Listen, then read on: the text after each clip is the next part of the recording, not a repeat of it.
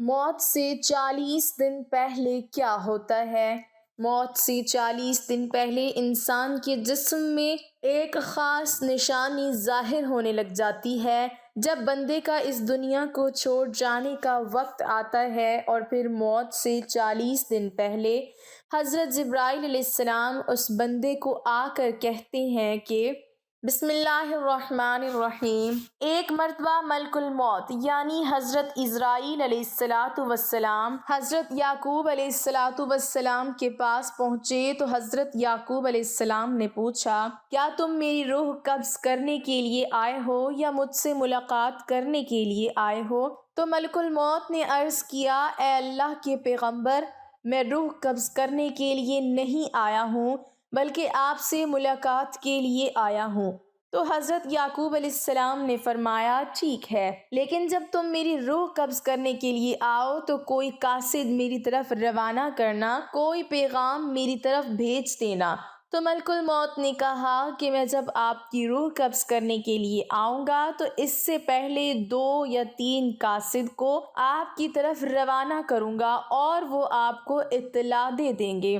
چنانچہ ایک وقت آیا جب ملک الموت حضرت یعقوب علیہ السلام کے پاس اچانک آ گئے اور روح قبض کرنے کی بات کہی تو یعقوب علیہ السلام نے فرمایا کہ تم نے تو مجھ سے کہا تھا کہ میں کوئی قاصد بھیجوں گا، کوئی پیغام دینے والے کو آپ کے پاس بھیجوں گا، آپ اچانک روح قبض کرنے کے لیے نہیں آؤ گے۔ تو ملک الموت نے کہا کہ میں نے آپ کی طرف قاصد بھیجے تھے اور وہ بھی 3 قاصد بھیجے تھے۔ حضرت یعقوب علیہ السلام نے کہا، وہ کون سے قاصد ہیں؟ ملک الموت نے فرمایا، پہلا قاصد یہ تھا کہ آپ کی داڑھی اور سر کے بال سیاہ جو ہوں گے وہ سفید ہونے لگیں گے۔ دوسرا قاصد میرا یہ تھا کہ آپ کے جسم میں جو طاقت اور توانائی تھی وہ ختم ہونے لگے گی اور آپ کے جسم میں کمزوری آنے لگے گی۔ اور تیسرا قاصد میرا یہ تھا کہ آپ کی کمر جو بالکل سیدھی تھی وہ آہستہ آہستہ جھکنے لگی۔ تو یہ 3 نشانیاں ملک الموت نے بتلائیں اور ملک الموت یعنی حضرت عزرائیل علیہ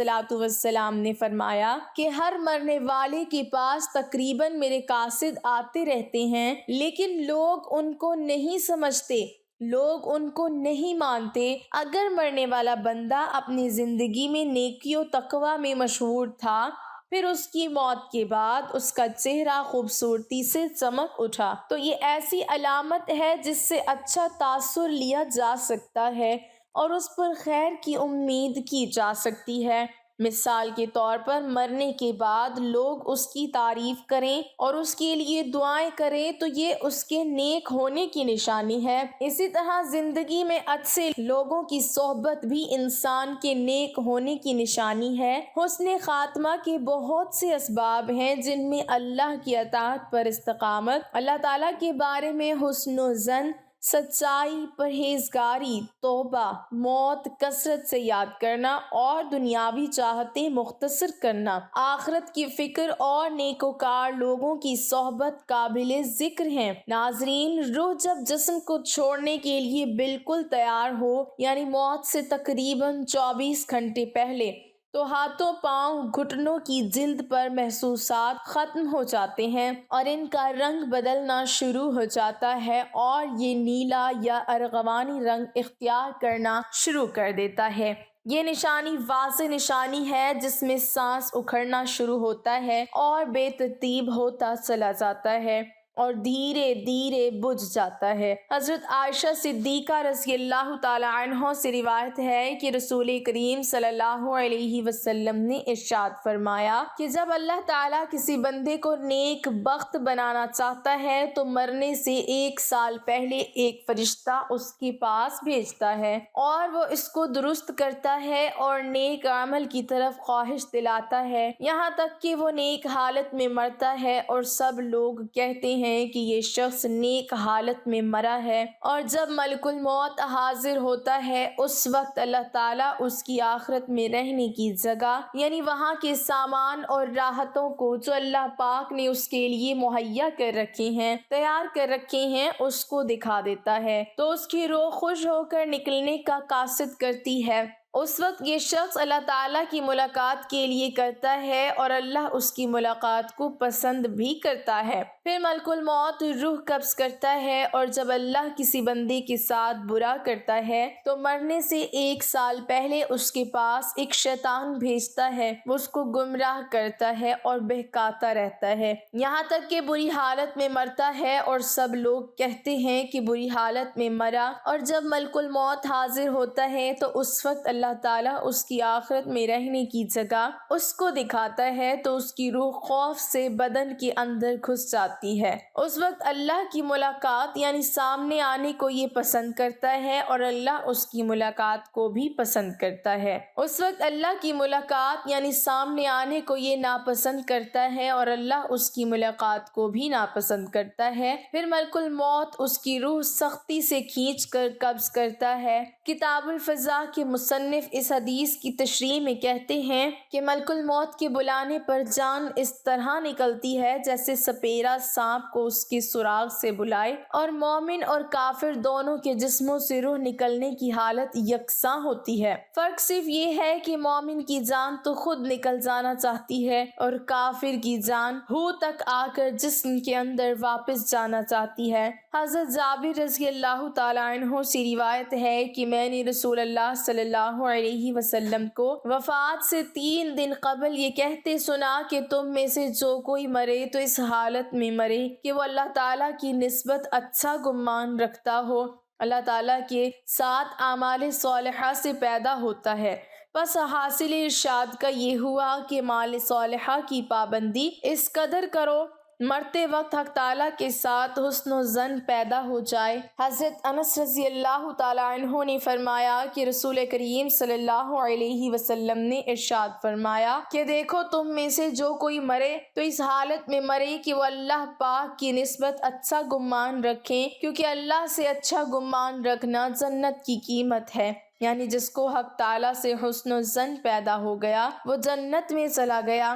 روایت ہے حضرت عمر رضی اللہ تعالیٰ عنہ سے فرمایا کہ رسول کریم صلی اللہ علیہ وسلم نے کہ جب اللہ تعالیٰ کسی بندے کو درست رکھتا ہے اس کو کرتا ہے شہد جیسی خوشگوار چیز دیتے ہیں، یعنی اعمال صالحہ اور اخلاق حسنہ کی توفیق عطا فرما دیتے ہیں۔ صحابہ نے کہا کس طرح شیرین کرتا ہے؟ آپ نے فرمایا مرنے سے پہلے نیک کام کرتا ہے یہاں تک کہ اس کے پڑوسی اس سے خوش ہو جاتے ہیں۔ حضرت سلمان فارسی رضی اللہ تعالیٰ عنہ سے روایت ہے کہ میں نے رسول کریم صلی اللہ علیہ وسلم کو فرماتے سنا کہ میت کو موت کے وقت پیشانی سے اگر پسینہ آئے، آنکھ سے آنسو اور ناک کے سوراخ کشادہ ہوں تو یہ اللہ کی رحمت ہے جو اس پر نازل ہوتی ہے۔ گلے میں آواز پلٹ کر کھائی جیسا کہ جوان اونٹ کا گلا گھونٹنے سے آواز آتی ہے اور اس کا رنگ بدرنگ ہو جائے اور منہ سے جھاگ نکلے تو یہ اللہ کا عذاب ہے۔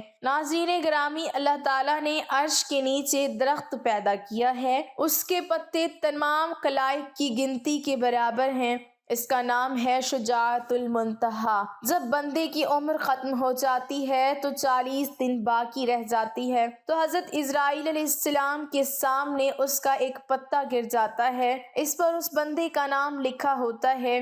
اس وقت کے تمام فرشتے اس کو مردہ کہتے ہیں، یعنی مردوں میں شامل کر لیتے ہیں، اور وہ دنیا میں 40 دن تک زندہ ہے۔ جب 40 دن پورے ہو جاتے ہیں تو ملک الموت اس کے پاس آتا ہے اور اس کے سامنے بیٹھتا ہے۔ اس وقت بندہ اپنی موت کی تکلیف میں ہوتا ہے۔ جب ملک الموت کو دیکھتا ہے تو گھبرا کر پوچھتا ہے کہ تم کون شخص ہو اور تمہارا کیا ارادہ ہے؟ وہ کہتا ہے کہ میں ملک الموت ہوں، مجھے تمہاری روح قبض کرنے کا حکم ہوا ہے۔ یہ سن کر وہ منہ پھیر لیتا ہے اور آنکھیں پتھرا جاتی ہیں۔ ملک الموت کہتا ہے کہ تم مجھ کو نہیں پہچانتا، میں وہ ہوں کہ جس نے تیرے رشتہ دار اور تیرے ماں باپ کی روح قبض کی ہے، اور آج تیری روح قبض کروں گا۔ تو نے دنیا کا حال کیسا دیکھا؟ بندہ کہتا ہے میں نے دنیا کو بے وفا اور مکار پایا، پھر اللہ تعالیٰ کے حکم سے دنیا اس کے پاس آئے گی اور کہے گی اے نافرمان، تو نے اپنے رب کی کس قدر نافرمانی کی اور کس قدر تو نے گناہ کیے، تو نے نصیحت کی، بہت ساری باتیں سنی، لیکن تم نے جانا کہ ہم دنیا میں ہمیشہ رہیں گے۔ یاد رکھو کہ میں تجھ سے اور تیرے اعمال سے بیزار ہوں۔ پھر اس کا اعمال اس کے سامنے آئے گا اور کہے گا اے نافرمان، تو نے ناحق طریقے سے مجھ کو حاصل کیا، اگر تو غریب اور مسکین پر خرچ کرتا تو آج تیرے کام آتا۔ روایت میں ہے کہ جب آدمی کی زبان بند ہو جاتی ہے، 4 فرشتے اس کے پاس آتے ہیں اور سلام کرتے ہیں۔ پہلا فرشتہ آتا ہے، وہ بعد السلام کہتا ہے اے بندے اللہ کے، میں تیری روزی پر موکل تھا، میں نے تمام زمین پر پورا پرچم تک تلاش کیا مگر تیری روزی کا ایک لقمہ بھی کہیں نہ پایا۔ پھر دوسرا فرشتہ آتا ہے اور سلام کے بعد کہتا ہے اے اللہ کے بندے، میں تیرے پانی پر موکل تھا، میں نے تمام زمین پر پورا پرچم تک تلاش کیا مگر تیرے پینے کو ایک قطرہ پانی کہیں نہ پایا۔ یہ تیسرا فرشتہ آتا ہے اور سلام کے بعد کہتا ہے اے بندے اللہ کے، میں تیری سانس پر موکل تھا، میں نے تمام زمین پر پورا پرچم تک تلاش کیا، میں نے کہا تیرے واسطے ایک سانس بھی کہیں نہ میں پایا۔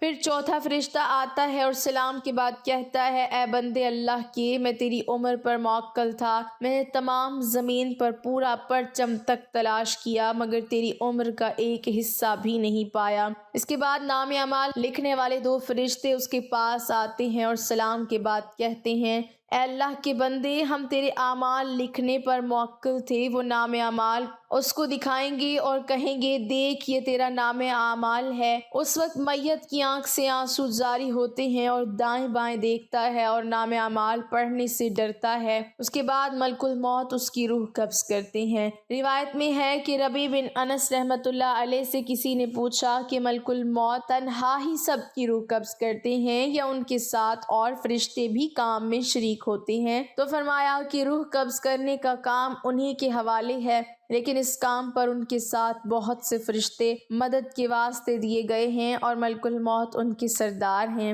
ان کا ہر قدم دنیا کے پرچم کے برابر ہیں۔ پھر ربیع بن انس سے پوچھا مومنین کی روح کہاں رہتی ہے؟ فرمایا 7ویں آسمان کے اوپر سدرۃ المنتہا کے پاس۔ حضرت ابو ہریرہ رضی اللہ تعالیٰ عنہ راوی ہیں کہ سرکار دو عالم صلی اللہ علیہ وسلم نے ارشاد فرمایا جب انسان مر جاتا ہے تو اس کے اعمال کے ثواب کا سلسلہ اس سے منقطع ہو جاتا ہے مگر 3 چیزوں کے ثواب کا سلسلہ باقی رہتا ہے۔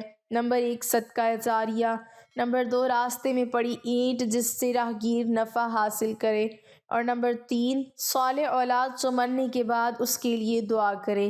ایسے اعمال جن کا تعلق دنیاوی زندگی سے ہوتا ہے ان کے اثرات مرنے کے بعد دنیا میں ہی ختم ہو جاتے ہیں۔ اللہ پاک ہمیں نیک اعمال کرنے کی توفیق عطا فرمائے اور ہمارا خاتمہ ایمان پر فرمائے، آمین۔ ناظرین کمنٹ باکس میں اللہ تعالیٰ کے 99 ناموں میں سے ایک نام ضرور ٹائپ کریں۔